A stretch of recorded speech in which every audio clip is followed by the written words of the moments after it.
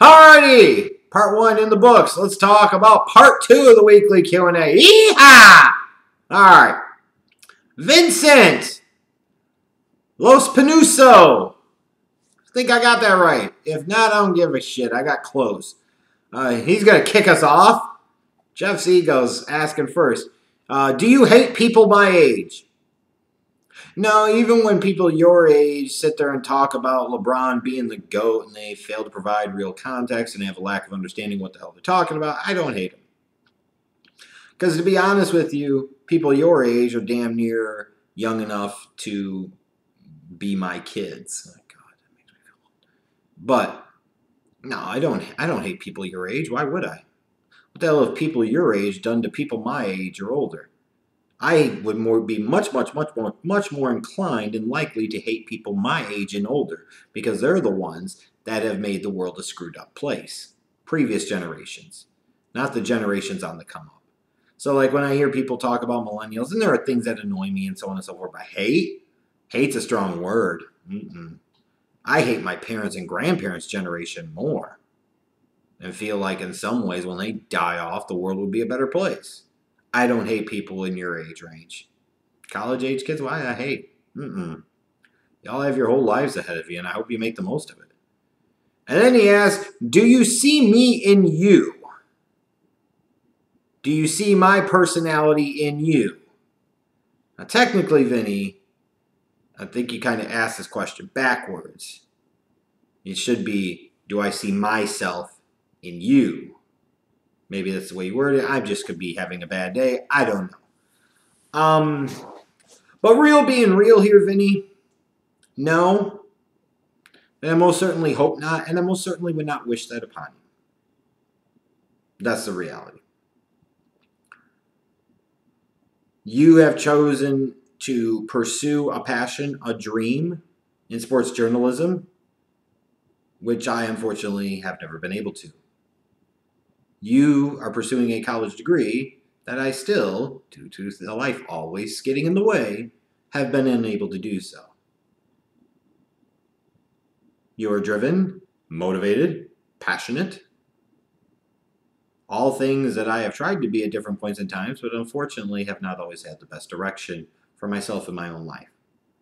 I most certainly would not want to see any part of me in you. Because being me really is not that good of a deal. Let's keep it completely honest. I am a 37-year-old man. I've never been married. I have a daughter that I have not seen in over a decade. I moved halfway across the country to be with somebody that I am no longer with. So I have no friends, no family out here.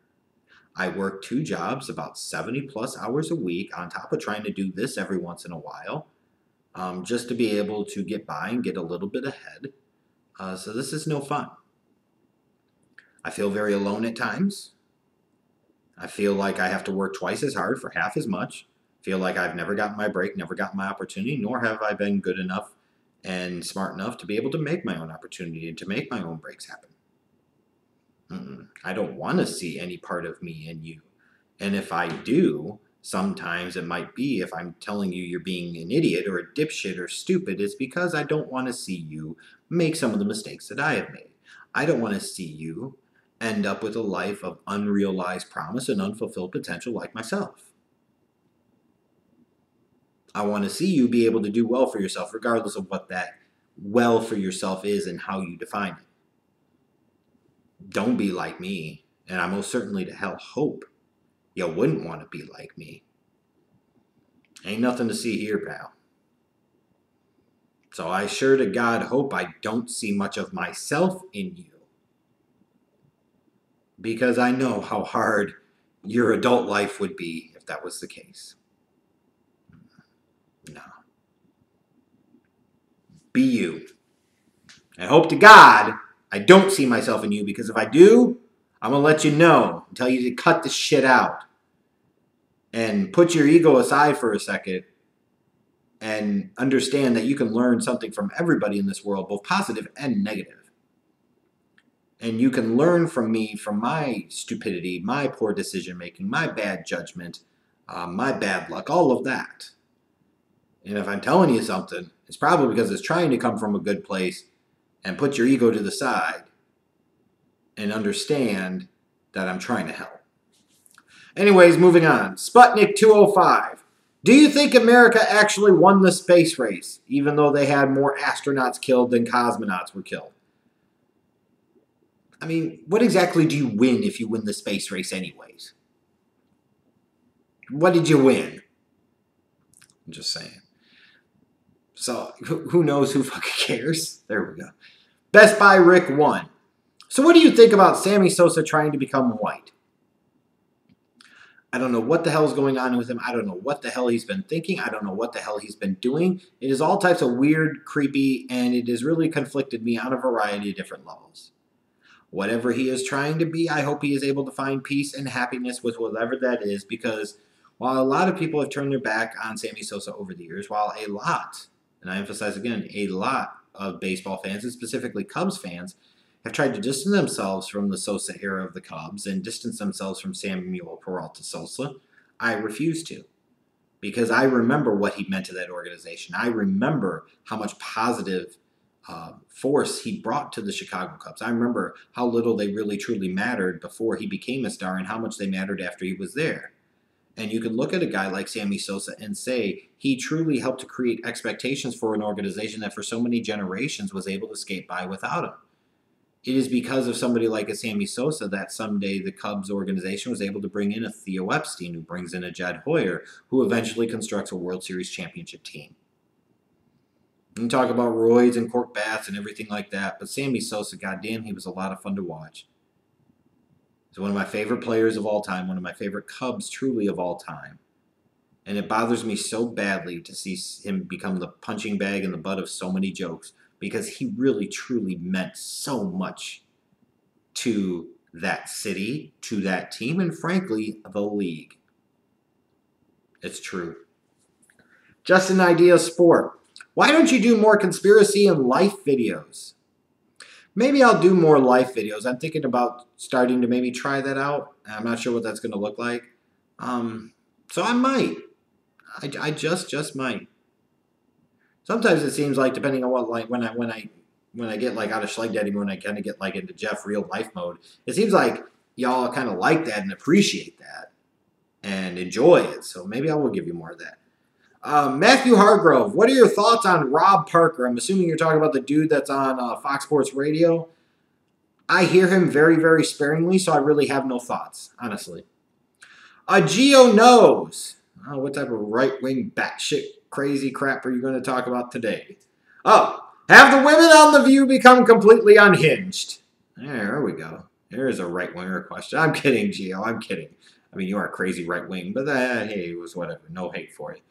I don't think you can become completely unhinged if you kind of act unhinged from time to time on a pretty consistent basis, actually.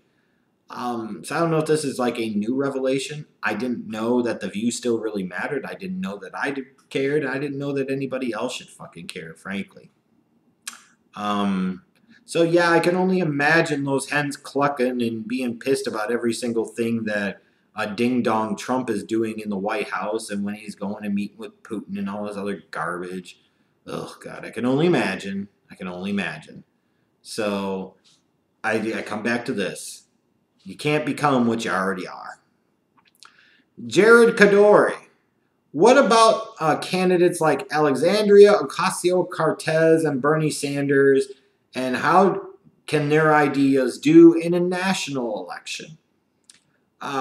This Cortez chick, it sounds like, has had some bumbles on the campaign trail. Sometimes you got to be really quick, really, really careful to be so quick to break out the anointing oil of like somebody is your future, somebody is this, and somebody is that. Because then sometimes you hook your wagon up to the wrong steed, if you will.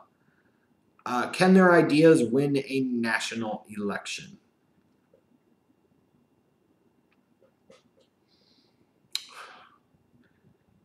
It depends on how they presented the ideas, and it depends on the approach with which they took to get those ideas across. It might still be a bit of a big ask. from a national standpoint, like especially talking the presidential race. But we're probably within a decade or two of that. I'm not sure we're there yet, but we could be. As kind of like a counterculture response to Trumpism. You got batshit rightyism, so you might come back with crazy, kooky leftyism. Who knows? But I'm not sure about national elections, how that's going to do quite yet. Joseph Humphrey, if you went to church, would it be a white one or a black one? Now, that is a great, excellent question. Large groups of white people make me uncomfortable and borderline feel terrified. And that's real talk. Like, my skin starts to crawl, I get itchy, antsy, nervous. I don't know what to do. So if it was going to be all of one or the other, it would easily be an all-black church, because there I feel like I'm at home. Probably would prefer some type of mixed congregation, like some type of representation of several different demographics of our population would be my preferred choice. But if I had to only choose between an all-white and all-black, I'm choosing the all-black one. Because after church, man, who knows what bitch I'd be doing and where. Anyways, Keys 10, thoughts on the Putin-Trump joint press conference. They might think this is going to go well. And I know there are some that try to make this seem like it went well. Just stop. This would have been like me sitting there and pretending like everything Obama did was great. And it wasn't. There are many things that he did that were bad, missteps, everything else. It is okay to acknowledge your dude had a bad day. Have to get out of this cult of personality crap. Not good, but shouldn't have been that much of a surprise in the grand scheme of things. Also, I'm in the running to receive a promotion to supervisor. Any advice or tips? Tell you what, I'll probably, if I could think of it, I'll try to reach out to you on Twitter, and maybe I could DM you some specifics and tips and tricks and so forth. Some advice is, as you're thinking about your interview process, sometimes people focus so much on the resume, and I'm not saying the resume doesn't matter, but in some cases it doesn't really fucking matter in terms of how much time you put on the presentation or anything.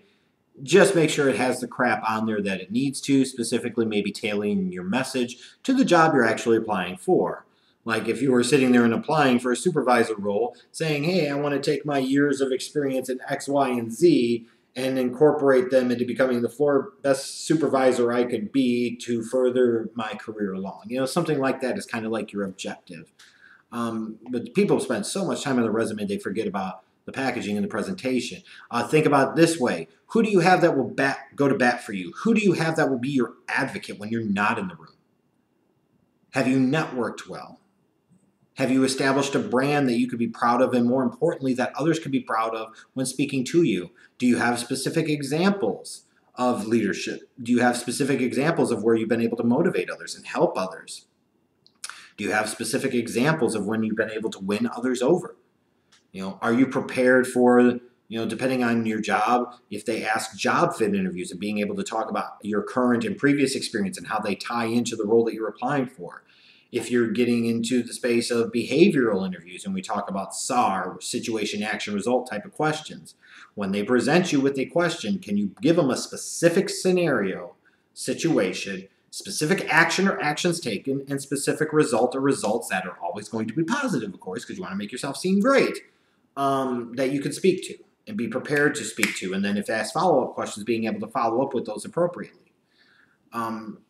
There's a lot of different things, so I could reach out to you for more of that stuff. Cody Martin, scenarios for how both parties could win the House. For the Democrats, it could be just something as simple as anti-Trumpism being enough to kind of carry the day. Also that an incumbent president's party in a midterm election tends to not do that well. Really tends not to do that well. So that could continue here in 2018. For the Republicans potentially to can retain control of the House. Could be that enough people believe that the economy is doing well enough and the Democratic Party hasn't presented enough candidates that connect with their constituents, and they don't have a consistent, coherent message of who they are, and not just what they're against, but what they're about and what they want to do and who they are for. that could be a way that the GOP, with the massive advantage that they had in terms of their overall margin of majority, combined with some of the gerrymandering that's occurred over the past decade in districts throughout the country, it's not that feasible that Republicans could potentially still maintain a majority in the House. It might not be something I would put my money on right now, but there is a feasible path in a scenario there. Especially if the economy avoids any major hiccups over the next few months. Because people could talk about this and that and everything else when it comes to politicians. The truth of the matter is people vote off of two things. They either vote off of the economy or they vote off of issues like abortion. It is either their livelihoods or their belief system. That's it. Talk about all this other crap. Everything you do has got to tie into that. Yakum flavor. How many children do you have? 1. Please don't put that hex on me. I don't need any others right now unless I was married. Shit. Pay enough in child support. I don't need to pay any more. Stimsonski. Where do you think Bryce Harper ends up in free agency? I do not know. I still feel like the Cubs are going to be sniffing around him to reunite him with his boy, Chris Bryant. The Yankees might want to get in the mix. Maybe the Mets would get into the mix. I think it's going to be mostly big market teams that get into the fold with him. Uncle Joey, 94, he asked this. Fuck, marry, kill, Star Wars edition. Princess Leia, Padme, or Rey? Oh, God. I think you got to, assuming she's alive, you got to hump the hell out of Princess Leia. And not just younger one, older one, too. Because once she gets into, like, her late 50s, ain't no babies happening there. You just go bada bing, bada boom. I'm picturing you for 40 years ago. Bob's your uncle. You know how to handle a dick. And I can cream pie in you're not making any babies. So she gets the fuck stick. Padme's got to be married. And Rey's got to be killed off because fuck her. She's annoying as shit. There you go. How about that? I'm going to fuck the mess out of Leia. I'm going to marry the hell out of Padme, and we can kill off Rey, and I'll be just fine with that. Anyways, that is it for this Q&A. Hope you guys enjoyed it. It was something. It was a roller coaster ride of I don't know what the hell. But anyways, I still feel like I'm the most underrated sports talker here on YouTube, and the slowly dwindling viewership numbers only make me feel more like that. Thanks for your questions. Later.